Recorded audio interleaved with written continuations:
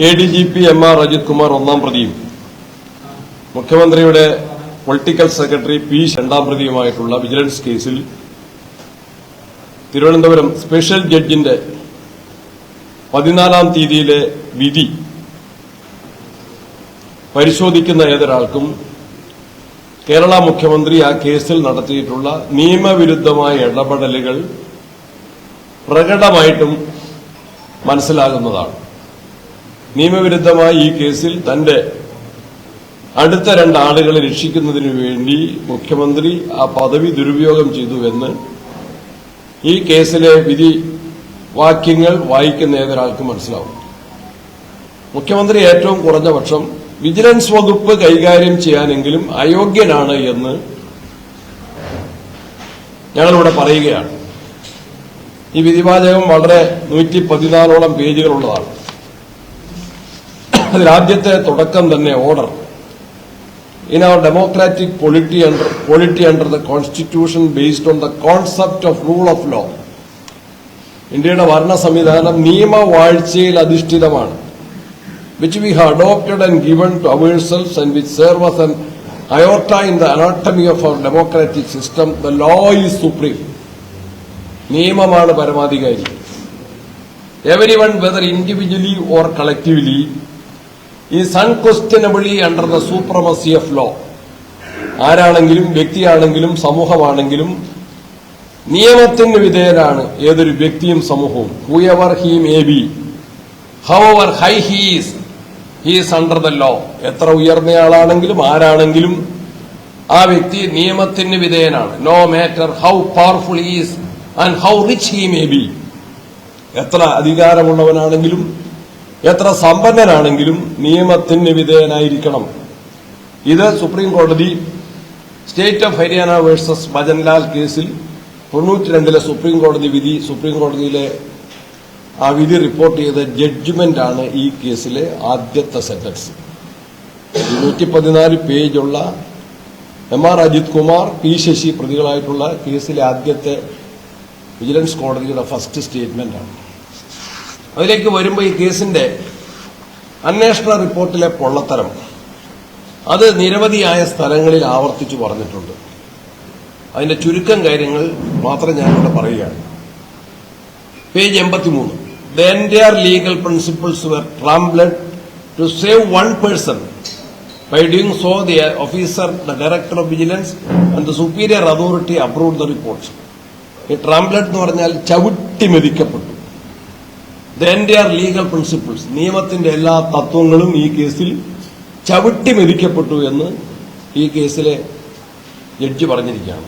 ഞാൻ അടുത്ത് It was also stated that the department verified and accepted the report and forwarded it to the relevant persons. ആരാണ് ഈ relevant persons? Department ഇത് പരിശോധിച്ച് ആവശ്യമായ ആളുകൾക്ക് റിപ്പോർട്ട് കൊടുത്തിരിക്കുന്നു എന്ന് പറഞ്ഞിരിക്കുകയാണ്. ആരാണ് ഈ ആവശ്യക്കാർ? Furthermore, it was also stated that it is also informed that the above decision has the approval of the Chief Minister. അതാണ് ഏറ്റവും പ്രധാനപ്പെട്ടത്. മലയാളത്തിൽ എഴുതിയിരിക്കാൻ വേണ്ടും. The exact word used in the letter is മേൽ തീരുമാനത്തിന് ബഹുമുഖ്യമന്ത്രിയുടെ അംഗീകാരമുണ്ടെന്നും അറിയിക്കുന്നു. അജിത് കുമാറിനും P ശശിക്കുമെതിരായ വിജിലൻസ് അന്വേഷണത്തിൽ കഴമ്പില്ല എന്ന തീരുമാനത്തിന് മുഖ്യമന്ത്രിയുടെ അംഗീകാരമുണ്ടെന്നും അറിയിക്കുന്നു. മുഖ്യമന്ത്രിയാണോ കേസ് അന്വേഷണത്തിന് അംഗീകാരം കൊടുക്കേണ്ടത്? ഫൈനൽ റിപ്പോർട്ട് അംഗീകരിക്കേണ്ടത് കേരളത്തിലെ മുഖ്യമന്ത്രിയാണോ? ഇത് ആരെഴുതിയിരിക്കുന്നതാണ്? ആഭ്യന്തര വകുപ്പിലെ അഡീഷണൽ സെക്രട്ടറിയുടെ, പ്രിൻസിപ്പൽ അഡീഷണൽ ചീഫ് സെക്രട്ടറിയുടെ താഴെയുള്ള സെക്രട്ടറി അഡീഷണൽ ചീഫ് സെക്രട്ടറിക്ക് അയച്ച കത്തിലാണ്. ആഭ്യന്തര വകുപ്പിലെ അഡീഷണൽ ചീഫ് സെക്രട്ടറി എന്ന് പറഞ്ഞാൽ home secretary, additional chief secretary. Additional chief സെക്രട്ടറിയുടെ താഴെയുള്ള ഉദ്യോഗസ്ഥൻ അഡീഷണൽ ചീഫ് സെക്രട്ടറിക്ക് അയച്ച കത്തിലാണ് പറഞ്ഞിരിക്കുന്നത് ഈ തീരുമാനത്തിന്. അപ്പൊ അഡീഷണൽ ചീഫ് സെക്രട്ടറി കാണാതെ തന്നെ മുഖ്യമന്ത്രി ഫയൽ കണ്ടു, അല്ലെങ്കിൽ മുഖ്യമന്ത്രി ഇക്കാര്യത്തിൽ ഇടപെട്ടു. സാധാരണ എങ്ങനെയാ ഫയൽ പോകുന്നത്? അഡീഷണൽ ചീഫ് സെക്രട്ടറി കണ്ടിട്ടാണ് മുഖ്യമന്ത്രിക്ക് സമർപ്പിക്കേണ്ട എന്തെങ്കിലും കാര്യം ഉണ്ടെങ്കിൽ മുഖ്യമന്ത്രിക്ക് സമർപ്പിക്കേണ്ടത്. അഡീഷണൽ ചീഫ് സെക്രട്ടറിക്ക് അദ്ദേഹത്തിന്റെ താഴെയുള്ള ഉദ്യോഗസ്ഥൻ കത്തയക്കുമ്പോൾ തന്നെ ഈ അന്തിമ റിപ്പോർട്ടിന് മുഖ്യമന്ത്രിയുടെ അനുമതിയുണ്ട് എന്ന് മലയാളത്തിൽ ഇംഗ്ലീഷിലും എഴുതി വച്ചിരിക്കുന്നു. The state is the master of prosecution, 108 ഖണ്ഡിക. And the state must protect the victim and society at large, and also to go with the Prevention of Corruption Act.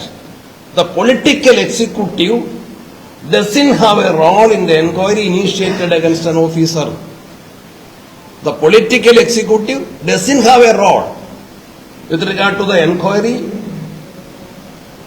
against an officer, initiated against an officer. രാഷ്ട്രീയ നേതൃത്വത്തിന് ഒരധികാരവുമില്ലാത്തടത്ത് മുഖ്യമന്ത്രി ഇതിൽ ഇടപെട്ടിരിക്കുന്നു. Nobody has the right to interfere in the enquiry. അടുത്ത പാരഗ്രാഫാണ്. Nobody has the right to interfere in the enquiry whether at the initial stage or the conclusion. What is the need of approval? That is not explained. എന്താണ് ഇതിന്റെ അംഗീകാരത്തിന്റെ ആവശ്യം? ഈ കേസിൽ മുഖ്യമന്ത്രിയുടെ അംഗീകാരത്തിന്റെ ആവശ്യം എന്താണ്? അത് എക്സ്പ്ലെയിൻ ചെയ്തിട്ടില്ല. This A case where the suspected officers was exonerated of the allegation and the person stated above approved the final decision.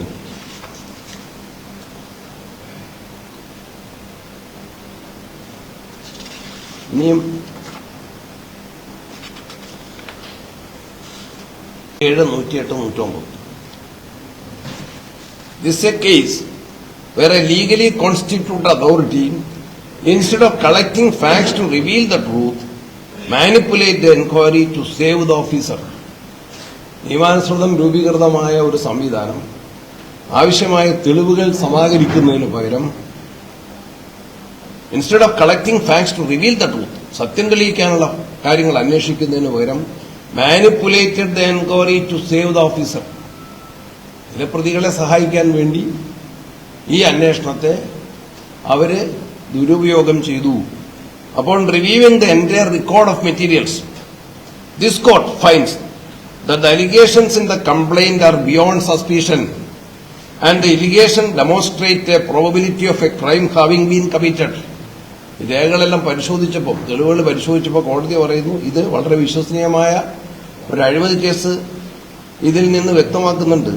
This court finds that the allegations in the complaint, the documents produced by the complainant, the materials collected by the inquiry officer and the documents produced before the court would establish a prima facie case regarding commission of a crime referred in the complaint.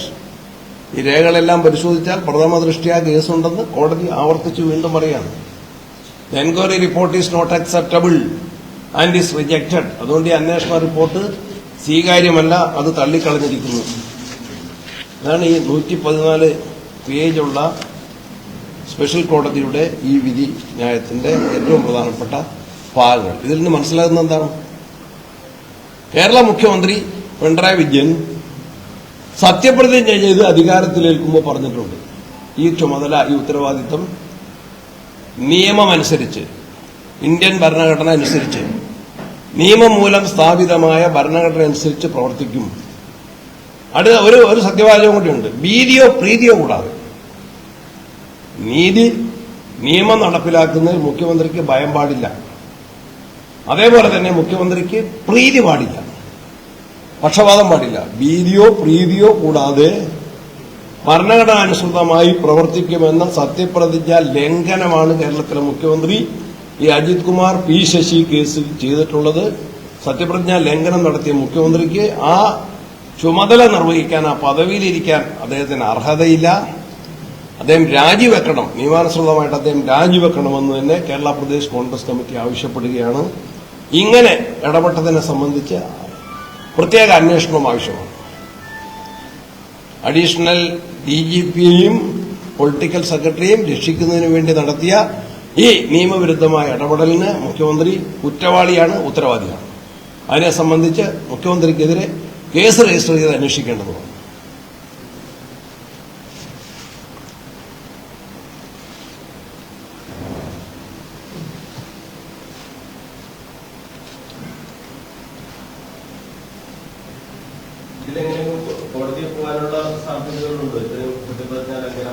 കോടതിയിൽ എത്തിക്കഴിഞ്ഞു, അതാലോചിക്കാം. ഇത് കോടതി പറഞ്ഞിരിക്കുന്നത് എന്താണ്? ഇത് കോടതി private complaint ആയിട്ട് സ്വീകരിച്ചിരിക്കുക. Police അന്വേഷിച്ചാൽ ഈ കാര്യത്തിൽ നീതിയില്ല എന്ന് മനസ്സിലാക്കിയിട്ട് കോടതി ഇതൊരു പ്രൈവറ്റ് കംപ്ലൈന്റ് ആയിട്ട്, ഈ അന്യായം കോടതി പ്രൈവറ്റ് കംപ്ലൈന്റ് ആയിട്ട് സ്വീകരിച്ചിരിക്കുക.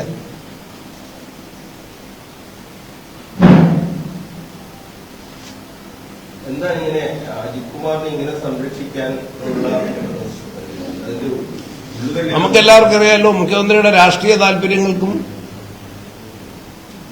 RSSുമായിട്ടുള്ള ചർച്ചയ്ക്ക് അജിത് കുമാറല്ലേ പാലം.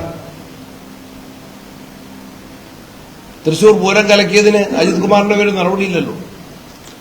ഭരണകക്ഷിയിലുണ്ടായിരുന്ന MLA തന്നെയല്ലേ അജിത് കുമാറിനെതിരെ പരാതിപ്പെട്ടത്. അവിടെയെല്ലാം ഭരണകക്ഷിയിലെ അംഗങ്ങൾക്ക്, ഭരണകക്ഷിയിലെ മറ്റ് കക്ഷികൾക്ക് അജിത് കുമാറിനെതിരെ പരാതി ഉണ്ടായിരുന്നില്ലേ? എല്ലാ കാര്യത്തിലും മുഖ്യമന്ത്രി സംരക്ഷിക്കുന്നു. പ്രകടമായ അഴിമതിയല്ലേ, കോടികളുടെ അനർഹ സ്വത്ത് സമ്പാദനമല്ലേ തിരുവനന്തപുരത്ത് എല്ലാവരുടെയും കണ്ണുമുമ്പിൽ. അതിലൊന്നും തെളിവില്ല എന്ന് വരുത്തി തീർക്കാൻ നടത്തിയ അന്വേഷണ പ്രഹസനത്തിന് മുഖ്യമന്ത്രിയുടെ അംഗീകാരമുണ്ടെന്ന് എഴുതി വയ്ക്കുക കൂടി ചെയ്തതോടുകൂടി സത്യപ്രതിജ്ഞാ ലംഘനമാണ് ഉണ്ടായിട്ടുള്ളത്. എന്താണെന്ന് വളരെ പ്രകടമാണ്, എന്തിനാണെന്ന് വളരെ പ്രകടമാണ്. കൂടുതൽ വ്യക്തമാക്കേണ്ട എന്താ അതിന്റെ ഉള്ളുകളിൽ നിന്ന് കുറച്ചും കൂടി മുഖ്യമന്ത്രിക്കോ മാർക്സിസ്റ്റ് പാർട്ടിക്കോ വ്യക്തമാക്കാൻ സാധിക്കും. അവർ വ്യക്തമാകുമെന്ന് പ്രതീക്ഷിക്കണ്ടല്ലോ.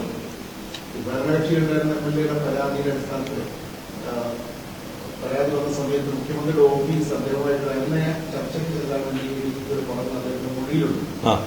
അതും ഇതെല്ലാം ഒന്നുതന്നെയാണ്.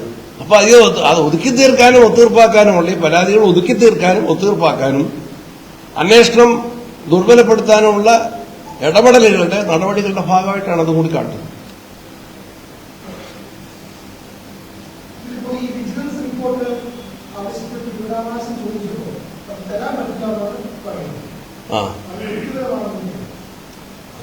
അത് തരുന്നതിനെ അത് മറച്ചുവെക്കാൻ, അത് തന്നു കഴിഞ്ഞാൽ, അത് വെളിപ്പെട്ടാൽ, അത് ലോകത്തിന് മുമ്പിൽ വന്നാൽ താങ്കൾക്കുള്ള അപകടം മനസ്സിലാക്കിയിട്ടാണ്. അധികാരത്തിന്റെ ദുർവിനിയോഗമാണ്. വിവരാവകാശ നിയമം എന്തിനാണ്? പൗരന്മാർക്ക് അറിയാനുള്ള അവകാശം അത് തുറന്നു കാട്ടാനും സംരക്ഷിക്കാനുമാണെങ്കിൽ അറിയാനുള്ള പൗരന്മാരുടെ അവകാശം നിഷേധിക്കുന്ന വിവരങ്ങൾ പൗരന്മാർ അറിഞ്ഞാൽ, ജനങ്ങൾ അറിഞ്ഞാൽ, മാധ്യമങ്ങൾ അറിഞ്ഞാൽ തങ്ങൾക്ക് അപകടം സംഭവിക്കും എന്ന് മനസ്സിലാക്കിയിട്ടാണ് അറിയാനുള്ള അവകാശത്തെ നിഷേധിക്കുന്നത്.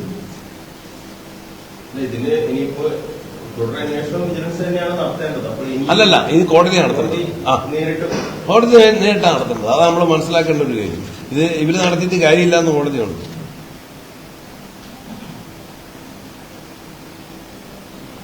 There are sufficient materials to proceed further following the procedure of Section 223 of BNSS 2023. Complaint allegations, the documents he produced, the materials collected by the inquiry officer and produced before the court would show a prima facie case. Court does not have the power to direct the Director Vigilance to register a case and investigate the offence punishable under the PA. Private complaint without attaching a sanction. The complaint has the locus standi to file the complaint. Complainant has the locus standi to file the complaint alleging an offence under the Prevention of Corruption Act against the respondent. A private complaint without attaching a sanction from the competent authority alleging offence punishable under the Prevention of Corruption Act, a public servant would be maintainable before the special judge constituted under the Act to try the offence under the Act. Government അനുമതി ഇല്ലാതെ തന്നെ ഈ case കോടതിയിൽ മെയിൻറ്റെയിനബിൾ ആണ്. കോടതിയിൽ ഈ case നിലനിൽക്കുന്നതാണെന്നാണ് കോടതി വിധി.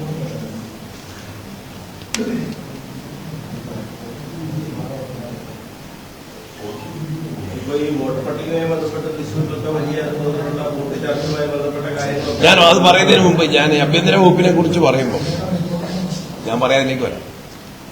ആഭ്യന്തര വകുപ്പിനെ കുറിച്ച് പറയുമ്പോൾ കണ്ണൂരിൽ നിന്നുകൊണ്ട് പറയുമ്പോൾ ആഭ്യന്തര വകുപ്പ് പൂർണ്ണമായിട്ടും നിയമലംഘനങ്ങളുടെ ഒരു വകുപ്പായിട്ട് മാറിക്കഴിഞ്ഞിട്ടുണ്ട്. കണ്ണൂരിലെ ഷുഹൈബ് വധക്കേസ്, ആ കേസിന്റെ വിചാരണ ആരംഭിക്കുന്നു. ആ കേസിൽ പ്രതികൾക്ക് നിയമം അനുശാസിക്കുന്ന ശിക്ഷ കിട്ടണം എന്നാഗ്രഹിച്ചുകൊണ്ട് ഷുഹൈബിന്റെ കുടുംബം, ഉപ്പയും അമ്മയും, അവർ ഗവൺമെന്റിലേക്ക് ഒരു അപേക്ഷ കൊടുത്തിട്ടുണ്ട്. ആ കേസിൽ സ്പെഷ്യൽ പ്രോസിക്യൂട്ടറെ വെക്കണം. ആ സ്പെഷ്യൽ പ്രോസിക്യൂട്ടറെ നിയമിക്കുമ്പോൾ അതിനുവേണ്ടി വരുന്ന മുഴുവൻ ചെലവുകളും ഈ കുടുംബം വഹിക്കും എന്ന് വ്യക്തമാക്കിക്കൊണ്ട് മുഖ്യമന്ത്രിക്കും നേരത്തെ പറഞ്ഞ അഡീഷണൽ ചീഫ് സെക്രട്ടറി ആഭ്യന്തരം അദ്ദേഹത്തിനും കത്ത് കൊടുത്തു. ആ കത്തിന്റെ കാര്യത്തിൽ അവർ തീരുമാനമെടുത്തിട്ടില്ല. നേരത്തെ പറഞ്ഞ പോലെ നിയമവാഴ്ചയാണ് രാജ്യത്ത് ആവശ്യം. കൊലക്കേസിലെ പ്രതികൾക്ക് ശിക്ഷ വാങ്ങി കൊടുക്കണം എന്നാവശ്യപ്പെട്ടുകൊണ്ട് കൊല ചെയ്യപ്പെട്ട വ്യക്തിയുടെ കുടുംബാംഗങ്ങൾ കേരള ഗവൺമെന്റിനെ സമീപിക്കുകയാണ്. ആഭ്യന്തര അഡീഷണൽ ചീഫ് സെക്രട്ടറിക്ക് കത്ത് കൊടുക്കുന്നു, മുഖ്യമന്ത്രിക്ക് കത്ത് കൊടുക്കുന്നു. മുഖ്യമന്ത്രിയുടെ കത്ത് പ്രതിപക്ഷ നേതാവിന്റെ കവറിംഗ് ലെറ്ററോടുകൂടി കൊടുക്കുന്നു നിയമസഭാ സമ്മേളനത്തിനിടയിൽ. അഡീഷണൽ ചീഫ് സെക്രട്ടറിക്കുള്ള കത്ത് MLA എന്നതിൽ, ഞാനന്ന് KPC പ്രസിഡന്റ് ആയിട്ടില്ല, MLA എന്നതിൽ എന്റെ കവറിംഗ് ലെറ്ററോടെ ഞാൻ നേരിട്ട് അദ്ദേഹത്തിന് കൊണ്ട് കൊടുക്കുന്നു. നടപടി എടുക്കുന്നില്ല. നിയമാനുസരണം ഒരു കത്ത് കൊടുത്തിട്ട് നടപടി എടുക്കുന്നില്ല. ഒന്നുകിൽ റിജക്ട് ചെയ്യണം, അല്ലെങ്കിൽ അനുവദിക്കണം സ്പെഷ്യൽ പ്രോസിക്യൂട്ടറെ. അപ്പൊ ഷുഹൈബിന്റെ കുടുംബാംഗങ്ങൾ ഹൈക്കോടതിയിൽ റിട്ട് കൊടുക്കുന്നു. ഹൈക്കോടതി പെറ്റീഷനിൽ 6 ആഴ്ചയ്ക്കുള്ളിൽ തീരുമാനം എടുക്കണമെന്ന് കേരള ഹൈക്കോടതി ഗവൺമെന്റിന് നിർദ്ദേശം കൊടുക്കുന്നു.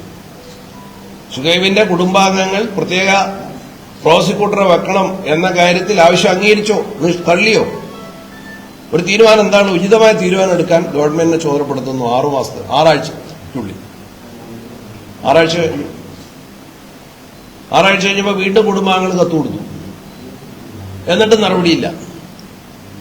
അപ്പൊ ആരെ സഹായിക്കാനാണ് ഗവൺമെന്റ്? ആരുടെ പക്ഷത്താണ് നിൽക്കുന്നത്? ആരുടെ പക്ഷത്താണ് നിൽക്കുന്നത്? സ്റ്റേറ്റ് എന്ന് പറഞ്ഞാൽ ഈ കേസ് സ്റ്റേറ്റ് പ്രോസിക്യൂട്ടർ എന്ന് പറഞ്ഞാൽ അത് വാദിഭാഗത്ത് നിൽക്കേണ്ടതാണ്. അവിടെയും ഇവിടെയും പ്രതിയുടെ ഭാഗത്ത് കേരള ഗവൺമെന്റും ആഭ്യന്തര വകുപ്പും മുഖ്യമന്ത്രിയും നിൽക്കുന്നു. അതാണ് പ്രകടമായിട്ടുള്ളത്. അത് നിയമപരമായ വീഴ്ചയാണ്, ധാർമ്മികമായ പരാജയമാണ്, അനീതിയാണ്. ആ കാര്യങ്ങളിലൊക്കെ നടപ്പിലാകുന്നത്. ഈ ശോഭാ സുരേന്ദ്രൻ പറഞ്ഞ ഒരു കാര്യം, ഈ പോലീസിലെ 60% ആളുകളും ഈ മോദി ഫാനാണെന്ന് പരസ്യമായി പറയുകയാണ് BJPയുടെ സംസ്ഥാന ജനറൽ സെക്രട്ടറി.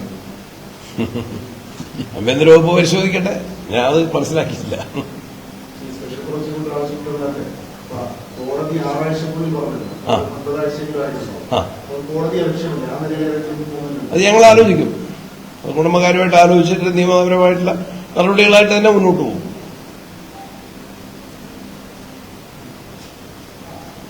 മഞ്ചേരി മെഡിക്കൽ കോളേജിൽ ശമ്പളം ചോദിച്ചാൽ താൽക്കാലിക ജീവനക്കാർ മന്ത്രിയോട് ചോദിച്ചിട്ടുണ്ട്. മന്ത്രിയോടെ വന്നപ്പോൾ അവർക്കെതിരെ കേസെടുക്കാണ് ശമ്പളം. ഡോക്ടർ ആരിസ് ഹസനോട് കാണിച്ച അതേ നടപടി തന്നെയാണ് ഈ അവകാശങ്ങൾ ചോദിക്കുന്ന ജീവനക്കാരോടും കേരള ആരോഗ്യവകുപ്പ് പുലർത്തിപ്പോരുന്നത്. ഏറെ പ്രതിഷേധാർഹമാണ്, ധിക്കാരമാണ്.